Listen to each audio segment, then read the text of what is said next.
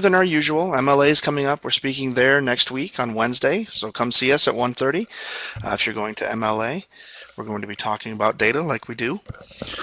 So welcome today to Save the Data number 11, what to do with negative data.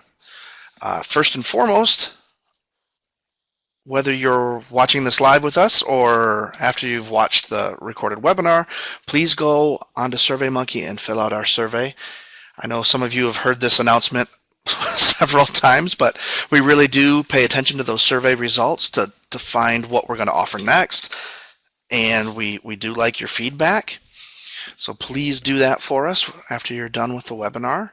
Even if you're watching a recording, please. Right, exactly. Because we keep going back. It's something that, IMLS asks us yearly, but we check it, a couple days after and then keep on checking it.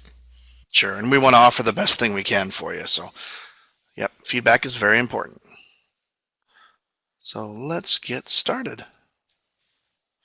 So negative data. So what we're talking about today, we're not talking about proving a null hypothesis. We're not getting into the deeply statistical end of things. We just, for this webinar, mean stuff you don't expect, declines in your usage maybe, shifting audiences, maybe a service you thought was going to do much better in terms of being used isn't, and of course results that really don't help you with the decision-making process. And we'll get into that. We've got a couple of examples we can discuss.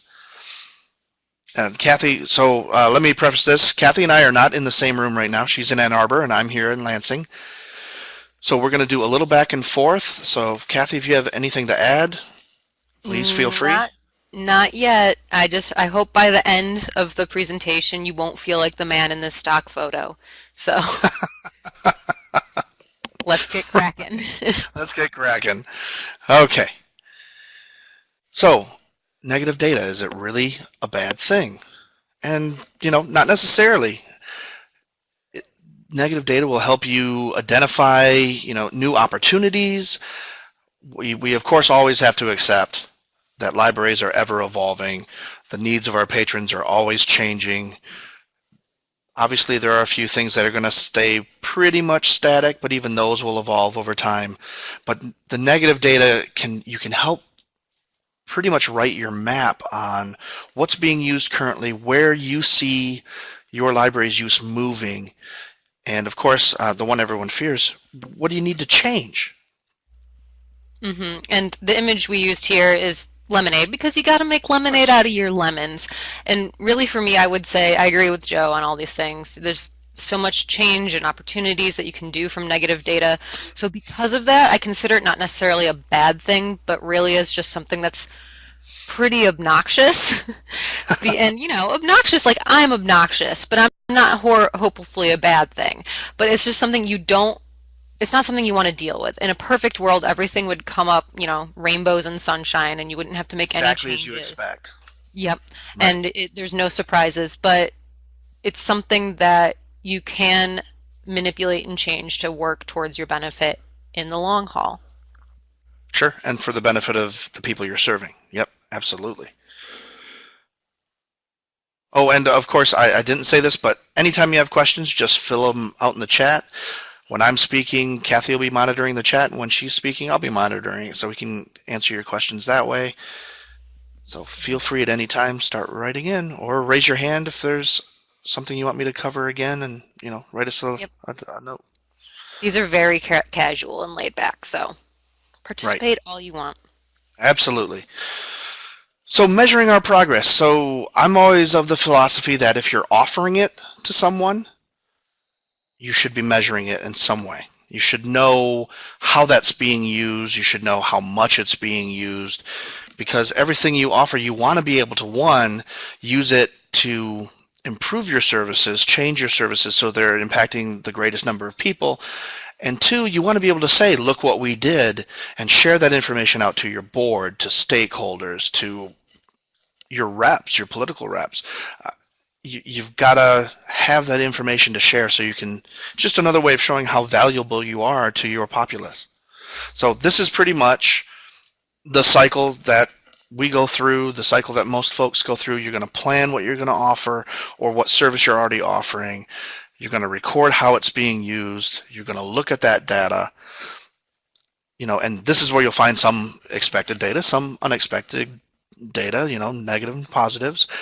And then you're going to report that stuff out. So it's, whether you're reporting it to your folks internally with your board or with fellow employees, or out to the community stakeholders, you're always going to analyze what you're collecting, try to make it better, and share what you've learned, and then right back to the drawing board with planning again. And it's an endless cycle, because as we evolve, our services are going to have to evolve. So it makes sense that you're constantly looking at what you're offering, analyzing it, sharing it, and adjusting it. Mm-hmm. And negative data is something that I believe affects every single slice of this pie that we have going on here. You could be Absolutely. having to go back to the drawing board and begin to plan again because you receive some negative feedback. When you're recording data, you have to make sure that you are able to capture data even if it is something that you worry might be, might receive a negative response. When I know for me, when it comes to the analysis, I know a few people that they become so anxious thinking about all the possible negatives that they might receive that once they collect the data, it goes off into a file folder somewhere and they don't read through it all. And even myself, I still get a little anxious every time I open up results because, it might be something negative about me, and it's never fun to hear, especially when you have to report out on it. So what I always like to keep in mind is that no data are in a vacuum. Everything is, it lives in an environment. So you always have a framing and context to put this into when you're working on it. So, for example, we just did the new Mel website launch, and we did all this planning. We had all this great ways to set up and record data, and one of the biggest pieces of feedback we received is that the kids section wasn't kid friendly. Now we had planned, had high hopes, high dreams, all these great expectations, but it ended up reaching this point where we realized, and we heard from everyone that, children who aren't yet comfortable at reading may not know which, database to click on. So we ended up doing it within the first week, changing it, adding pictures, making it a little more kid friendly. So even if a kid doesn't know what Britannica Elementary is, they know, we can click on the children who are, standing in this hallway, and they know that picture will take them there. So that's an example of having to go through everything and having to, at one point we had to report out, go to our bosses and say, hey, so this isn't working. We kind of look like fools right now, but we have plans and we have things that we're going to do to fix it. So that was just an example of us receiving negative data and moving forward with that. Sure, makes perfect sense. I mean, you identified something you weren't necessarily looking for, something showed, and you changed and, adjusted and started over again. So, yep, just part of the cycle. It happens to us all. Yep. So shaping your services, basically you have to, obviously you know what you're offering, but take a really deep look at all of the service you're offering, you're recording data for those services. What can be abandoned? What don't you need to do anymore? What are you doing just because we've always done it? And were you to remove something in one area, what could you add in that area or in another area? Because we know, there are a lot of small libraries, very small staffs. There's only so much you can do, and we as librarians do not like to stop doing something. I've heard it time and time again. Well, I do this and I do that. I can't stop. We've been doing this for 5, 6, 7 years. Well, can you really stop? I mean, if it's not being used, or if the population you're looking at, maybe it was a great program when this batch of kids in your community was 6, 7, 8 years old, but now it's 5 years later. Maybe now it's time to shift that program to a teen or other young adult type of program. Also, what are your patrons asking you for? You might have a great idea of what you want to offer, and you've got this plan in your head, but maybe your patrons have a completely different idea and they haven't told you, or you haven't had a mechanism out there to ask what they want. And then finally, of Maybe course, they're yeah, go ahead. sorry, yeah, but maybe what they want, maybe their whole negative idea, maybe you don't know what they want. Maybe you only know that they're coming up Sure. and complaining to you about something else. And because of that, it gives you the opportunity, hopefully, they're not just, leaving passing notes under your library doors and you come back to something horrible. Hopefully they're actually Right. talking to you Yeah, and you'll be conversation can able to, start. yeah, you can start a dialogue and get to what they want. What's their why underneath why they're complaining? Things like that. Right. And of course, it all also ties back into what is the data telling you? Is it showing that your circulation is dropping in one area, but your ebooks are going gangbusters? It might be time to shift some resources. It just depends. You've got to really, really look and take the time to look at the data. And we can make this offer definitely right now. Kathy and I are happy to help you with the data. So just contact us, and we are happy to be a resource for you. So I'm going to hit this again. Whoop. Sorry, Go Kathy, ahead. go ahead. No, go ahead. Well, I'm gonna go on. Hmm. Oh, you're going to go on to the next slide? Well, I Yeah, just yeah. wanted to add then that useful, usable, desirable it's a book cover image we put here. I highly recommend it. It's available through the Library of Michigan's Library Sciences Professional Development Collection, which is available via Melcat. Multiple other libraries also offer it, so if ours is gone, you can obviously it will come from somewhere else. It is a great, useful resource. It will walk you through how to evaluate different things, including what you're offering, what can be added, what patrons want, whether your building is set up in such a way that it's friendly to people, such as do you have too many signs, do you have too few signs, things like that. And it has a scoring system, so you might get negative data from this, but it is still something that'll help you in the long run. So I highly recommend this book.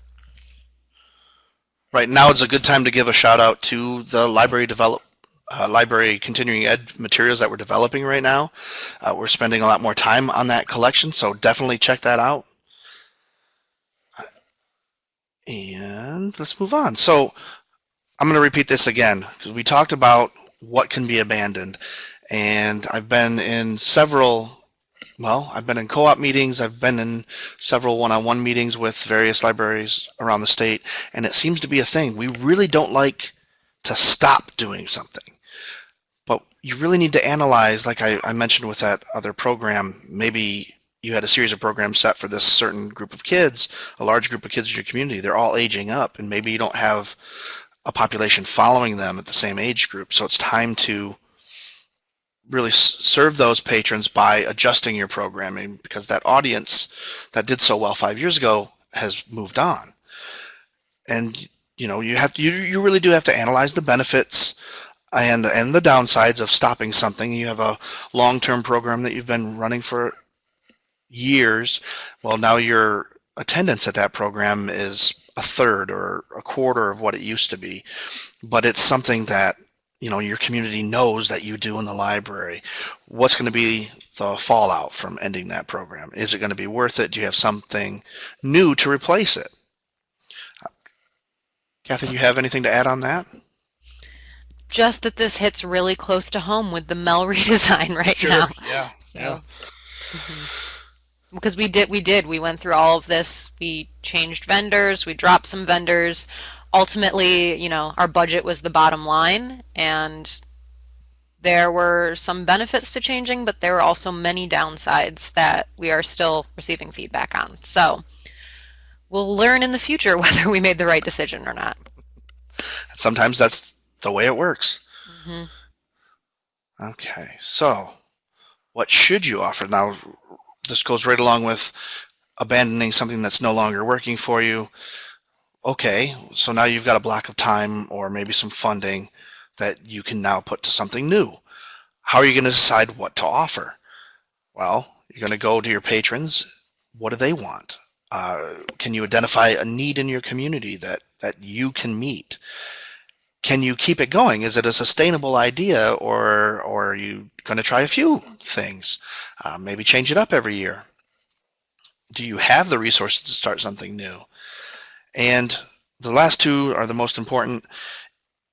Can someone do it better in your community? So About 2 months ago, I was up in Tawas, and I noticed a Michigan Works office, which I don't see a lot of down here. But it seems to me that if your library, you were in the Tawas area, decided, okay, we're going to do something with employment or job skills, I would think that your first step would be to talk to those folks, see what they're offering, and see if you could partner with them. And rather than duplicating the same thing that they're doing, come up with something that works with it. Not to mention, that's what they're trained to do, so presumably they're going to do it very, very well. How can you support their service and still bring people into your library? Do you have any other examples of that, Kathy, where that would work out? Trying to think. I'm going to be honest with everyone right now. The Mel launch has really just kind of tunnel visioned my mind right now. But it's a lot of what we were doing with the resources and trying to figure out how to avoid duplication and all of that. So Sure. it's something that also, if you ever need to discuss with anyone, as Joe said earlier with data, we're always here to bounce ideas off of. We're Absolutely. always happy to help. I swear I'm not always this brain dead. Well, I can tell you that's a very hardworking group of people up there getting Mel ready for everyone, and she's not exaggerating. They're in constant meetings, constantly running around. So definitely forgivable. And we're speaking next week at MLA, so it's been a busy time. But yeah, duplicating efforts to me, we know you have limited funds, limited staff time, so you really want to avoid that as much as possible, get the most bang for your buck for your patrons. So so definitely partner with someone in your community if they're doing something similar or something that you wanted to offer. How can you partner with them and make a service with a little bit more support behind it? So of course, to get all of this information, you're going to use the toolbox that we've discussed in the last 10 webinars. Surveys, usability studies, focus groups, and you might start with focus groups. You're talking to just a few people in your community. Surveys are very convenient, but everyone does them, so you might have a survey right at the desk, paper survey. You might have something hosted online. Of course, if you have the time to do this and it's quiet enough and you have a willing participant, you could do a one-on-one user interview. Co-design sessions and card sorting, wow, are some of the favorites. Kathy, card sorting is your favorite or co-design is your favorite? One of those two, right?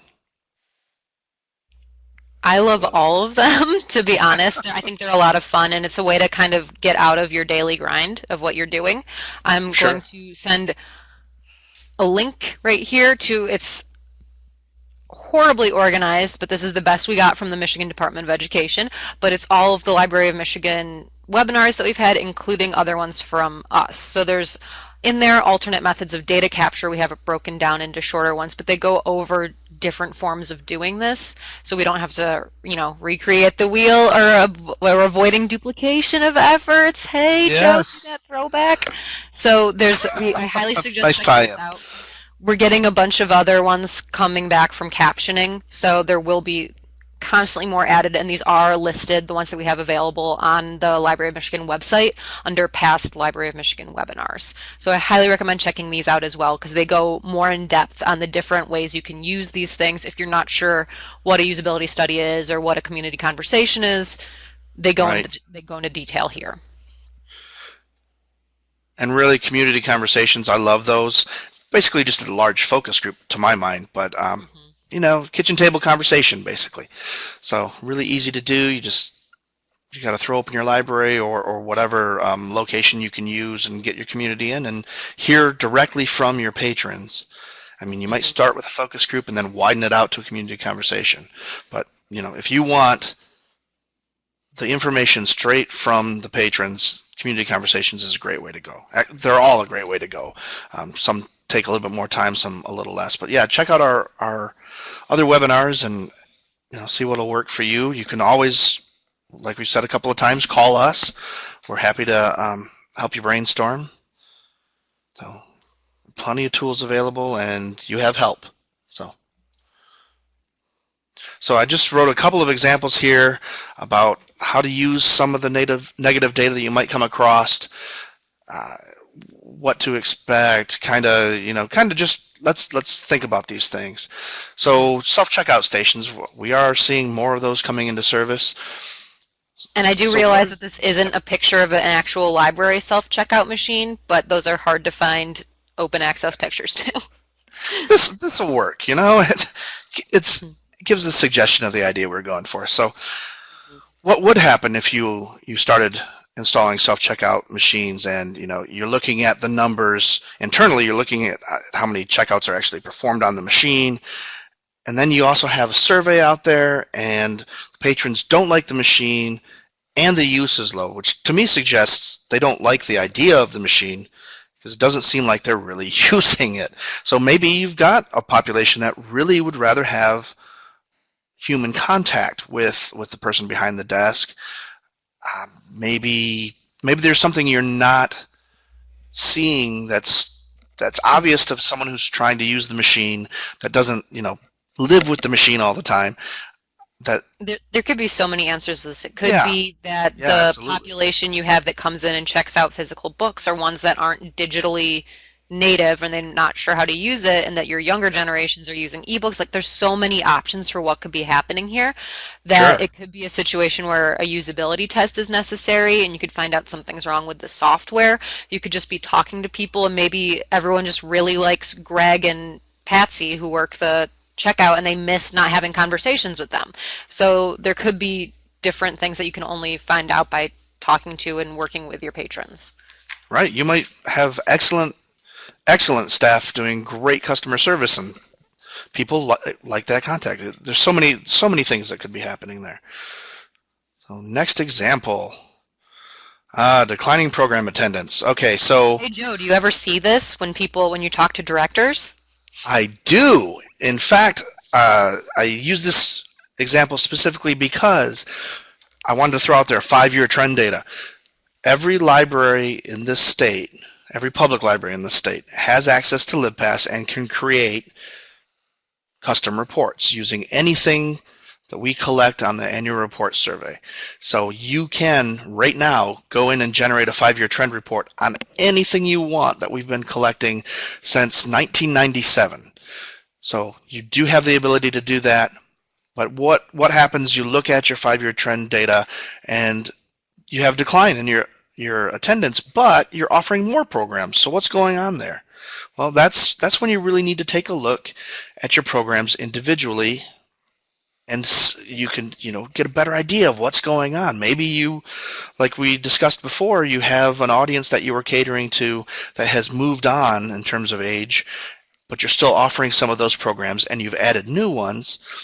It's just a matter of taking a look at what you're doing and how it is doing, and going through that cycle of planning, refining, reporting, and starting. Yeah, Kathy, you got something to add on that one? Yep, just that it's really when you dig into the why behind it that you'll find out the cause of how you need to fix it. Because with Sure. as we said before, it doesn't exist in a vacuum. There's always an environment around it, so you need to take a look at the environment as well as the statistic. Because if you just throw numbers out there, it doesn't really mean anything. So maybe you find out the reason why it's in decline is because your main branch has been under construction. So people didn't want to brave the construction to get into the program or something. Like there's always something that's there and something that you can frame it in or work from to move forward. Absolutely. And that 5-year trend data that you would get from us, that's aggregate, so it's everything together. So you really do need to go deeper. All right, I think I've got one more example here. Is that the last? Oh, there's. There's two more. I added one. Just keep Oh, going. okay. All right. I was like, what's going on here? This doesn't look right. Or Okay. I guess yeah, this is mine. Okay. Unemployment. So looking at the U.S. Census, which we all have access to for your community, you can take a look at some great statistics. You can look at, multiple layers of demographic information, economics, housing, and you take a look at yours and you notice that, okay, so unemployment is rising for folks that don't have the high school diploma, but that population over the last 10 years is getting bigger. So could that point you to something you might want to offer, or search out a community partner that might be doing something for that population that you can work out something together? I Yep, think so. yeah, if there's anything, maybe you want to look at literacy rates in the state of Michigan, things like that, work Sure. with your children's program. So it's not necessarily negative data that stems from you or your library, but it's negative data that you can help fix in your community if possible. So I call this the, not necessarily the easy win, but possibly the long-term something that you can really feel good about every night when you go to bed win. Right. And it's important to note here, this isn't library data. Hmm. Use the data available. It's not all going to be library data. This is census data. You might have other local data sets that you can use. Michigan So, school data is a good one if you want to do sure. anything My with school data. children or teens, anyone, anyone who's in school. So it's MI school data. I think it's Yeah. .org. I'll send it in the chat, but it's a good place to find some information. It's .org. Okay. Is it So .org? Okay, I was going to say .gov. All right, I'm glad you nope, looked that it's up. .org. Yeah, I'm going to send it now. But definitely, don't just focus on library data. Take a look at what else is available out there to you. The Federal Reserve Bank has great data. IMLS has great data. So there's a whole wealth of options if you really want to, if you have time and energy, the two things that people in libraries can sometimes struggle to have, especially smaller libraries, this is a Sure. good way to search out what need there is in your community. And of course, you can always contact us and we can point you to other data sets that you could take a look at.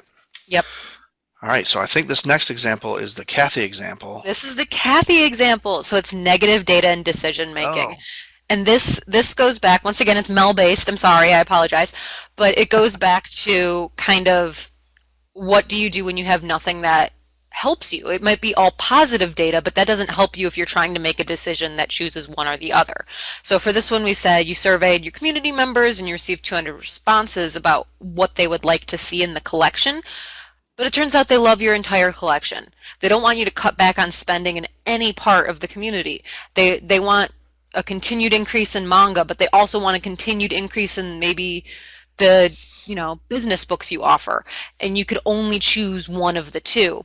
And this is probably the worst advice I have for you, but it's something where you need to look at the budget, you need to look at what's cheaper, and you need to make some guesses. Because unless you have really, really intense data on everyone's lives, which I think only Facebook has at this point, it's something that you're gonna have to kind of follow your intuition. And in certain places, it was with Mel, the budget that we went down to ultimately in making our decisions for us. But it's something that will come up, and it probably has come up in your lives before.